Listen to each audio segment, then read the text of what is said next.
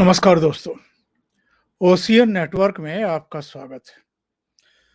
संसद का पूरा मानसून सत्र इन लोगों ने बर्बाद कर दिया और राहुल गांधी का जो अविश्वास प्रस्ताव पर भाषण था, उसने तो कांग्रेस पार्टी की भी, राहुल गांधी की भी, विपक्षी दलों की भी भद पिटवा करके रख दी।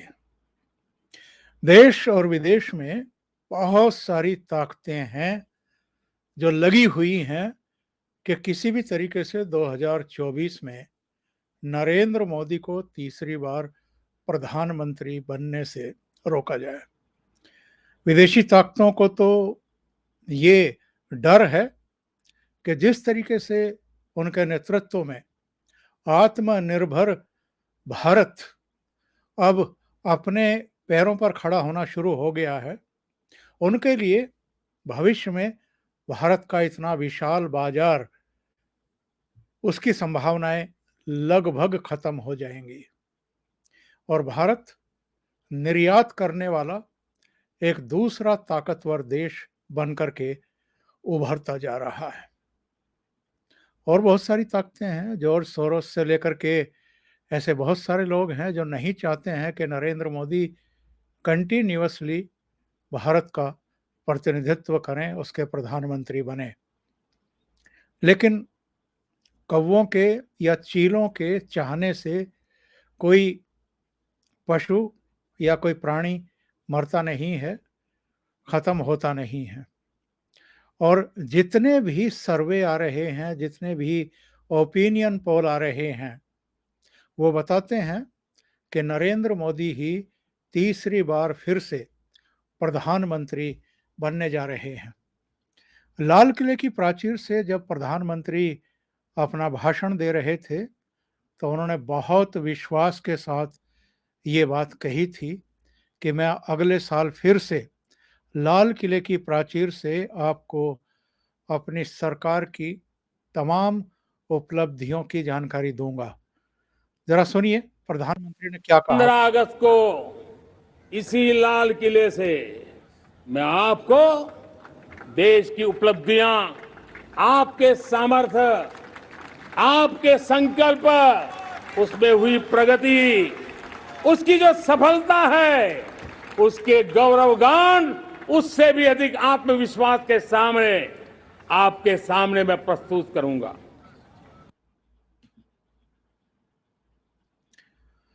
एक ताजा सर्वे आ गया है, ये भी यही संकेत दे रहा है कि प्रधानमंत्री के नेतृत्व में भारतीय जनता पार्टी और एनडीए को पूर्ण बहुमत मिलने जा रहा है।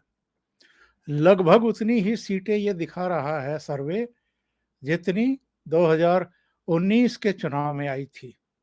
ये ईटीजी रिसर्च के साथ टाइम्स नाउ नव भारत का सर्वे है और इसमें यह दावा किया गया है कि एनडीए की फिर से सत्ता में वापसी होती हुई दिख रही है। इसमें कहा गया है कि अगर आज लोकसभा चुनाव हों तो एनडीए के खाते में 300 से अधिक सीटें जा सकती हैं और विपक्षी गठबंधन को 160 से 190 सीटें मिल सकती हैं। ये चार्ट आप देखिए, इसमें क्या कहा गया है।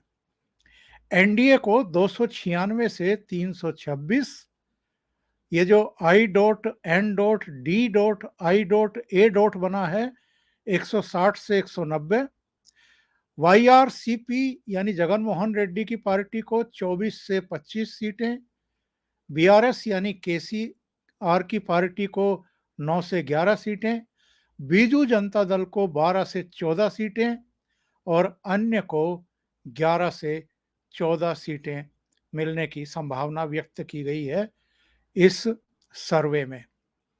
अब जरा ये देखिए कि किसको कितना वोट शेयर इसमें दिखाया गया है। एनडीए को 42.60 और ये जो इनका इंडिया है ये 40.20।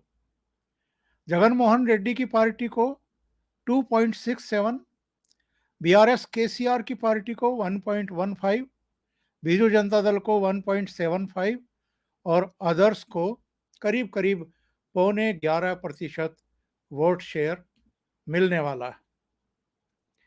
ये आंकड़े बताते हैं कि 2024 के लोकसभा चुनाव में क्या होने जा रहा है। ये पटना में बैठक, ये बेंगलुरु में बैठक, अब 31 अगस्त और 1 सितंबर को मुंबई में बैठक, और उससे पहले ही सीटों को लेकर के किस राज्य में कौन पार्टी कितनी सीटों पर लड़ेगी, अभी से जूतम बाजार शुरू हो चुकी है और जूतों में दाल बटनी शुरू हो चुकी है। अमित शाह ने जो कहा था अविश्वास प्रस्ताव और दिल्ली अध्यादेश पर बोलते हुए, उसमें उन्होंने कहा था कि ये अध्यादेश पारित होते ही अरविंद केजरीवाल सबसे पहले ये गठबंधन छोड़ करके भागने वालों में से होंगे। और हम देख रहे हैं कि दिल्ली में इनके झगड़े शुरू हो चुके हैं। कांग्रेस की बैठक बुलाई थी मल्लिकार्जुन खड़गे ने, राहुल गांधी, केसी वेणुगोपाल और कुछ और नेता उसमें शामिल थे। 2 घंटे तक माथापच्ची हुई। उसके बाद अलका लांबा ने कह दिया कि 7 सीटों पर कांग्रेस पार्टी के नेतृत्व ने हमसे दिल्ली में लड़ने के लिए कह दिया है। और उसके बाद आम आदमी पार्टी के नेता शुरू हो गए कि फिर मुंबई की बैठक में जाने की ज़रूरत क्या है, टाइम बर्बाद करने की ज़रूरत क्या है, तमाम तरह की बातें। यही हाल महाराष्ट्र में हम देख रहे हैं। अब आइए इस सर्वे में अलग अलग राज्यों के बारे में क्या कहा गया है ये जरा देख लीजिए। इसमें कहा गया है कि उत्तर प्रदेश में एनडीए को, यानी भारतीय जनता पार्टी वाले नेतृत्व को 69 से 73 सीटें मिल सकती हैं। और ये जो गठबंधन बना है इसको 5 से 9 सीटें और अन्य को 1 से 3 सीटें। मध्य प्रदेश में 24 से 26 सीटें भारतीय जनता पार्टी और इंडिया को 3 से 5 सीटें। राजस्थान में भारतीय जनता पार्टी 20 से 22 सीटें, अन्य को 2 से 3। छत्तीसगढ़ में बीजेपी को 6 से 8, अन्य को 3 से 5। हिमाचल में 3 से 4 बीजेपी को और 1 सीट कोई अन्य को या इंडिया गठबंधन को। पंजाब में बीजेपी को 2 से 3 सीटें और जो इंडिया गठबंधन है 8 से 12 सीटें। दिल्ली में 5 से 6 सीटें बीजेपी को, 1 से 2 सीटें इनको। हरियाणा में 6 से 8 सीटें बीजेपी को, 2 से 4 इनको। उत्तराखंड में 4 से 5 बीजेपी को और 0 से 1 इनको। गुजरात में 26 की 26 बीजेपी को। बिहार में 22 से 24 सीटें बीजेपी को मिलती हुई दिखाई दे रही है और जो इनका गठबंधन है 16 से 18 मिलती हुई दिखाई दे रही हैं।